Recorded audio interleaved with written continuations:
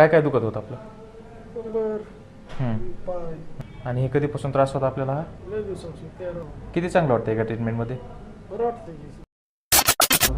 बस सोडा सोडा.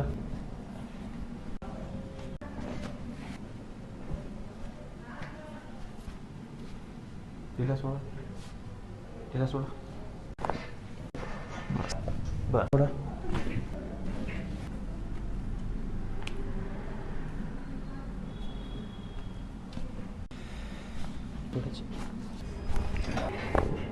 कसं वाटतं?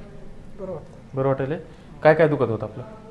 कंबर, हम्म. पाय, हम्म. मान, पाठ, कंबर, दोन हात, दोन्ही पाय दुखत होते, पायाला मुंग्या येत होत्या.